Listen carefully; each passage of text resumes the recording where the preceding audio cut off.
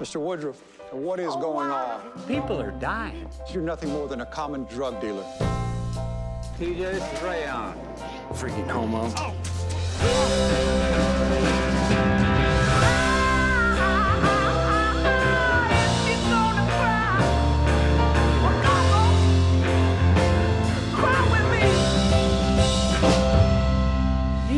I got one life. You ain't alone. Wanted to mean something. Just let me be yours.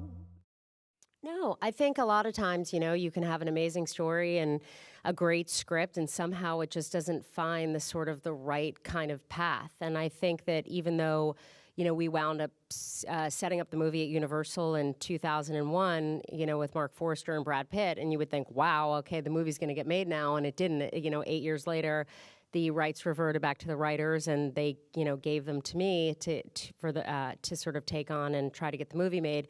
I think that, life is, as everybody says, about anything, it's about timing and circumstance. And I think that it wasn't the right moment. I mean, Universal was always really behind the movie, but I think that this movie was sort of meant to be made in a very independent, spirit-minded kind of way in which, Rachel and I ultimately, made the film. So I think that it was just sort of like the perfect confluence of circumstances that sort of enabled us to make it, when we did.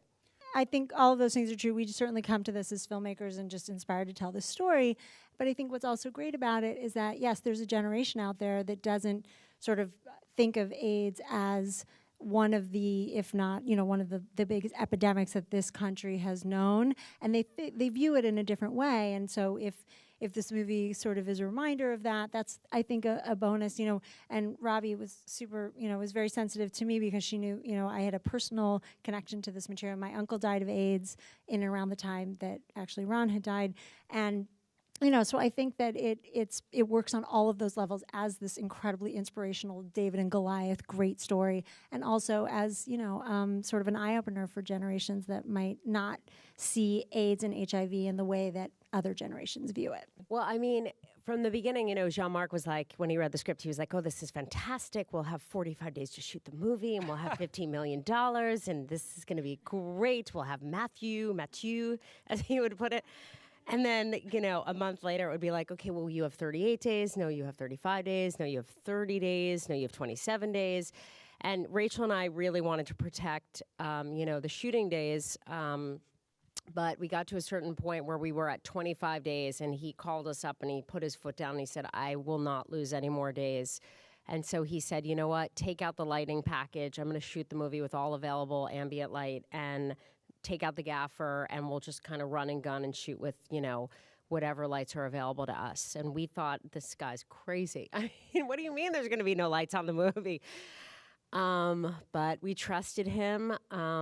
And we went with it. And I think that also provided for such a, a very magical, amazing kind of, atmosphere, because there was no sort of, when you're on a movie set and there's always like 15 trucks and 20 people sitting around and you're always kind of wondering, like, what do these people do? There was none of that. We had like a very small crew. It was like a little stealth unit. Camera, no lights. And I think it really enabled the actors to really be in the moment and to allow greatness to happen, because they could stay in character and just kind of be with each other. There was no long sort of, setups in between the takes. It was just sort of like 2 takes on this side, 2 takes on this side. Okay, go. Let's go to the next thing. And I think they all have commented. We've all heard in, multiple, in the interviews that they've done, that they felt very liberated by the experience, and they hope that, other directors will learn and work like that in the future. At one point, Matthew was being dropped off on set, and his driver was pulling back, and Jean-Marc came running out and said, no, John, stay right there. We need those lights. And so the headlights of the van was held that. I mean, and at one other point, we were... What scene is that, just so when we watch it a second or third time? It was probably, I think it was the scene when, just before he blows the door open with the shotgun. And then when we were in Mexico, at the clinic, we blew a fluorescent bulb. And it was just a bunch of people looking around like, well, we have no electricians here. What are we going to do about this busted bulb? So it was basically like a PA running to the nearest Home Depot and figuring it out.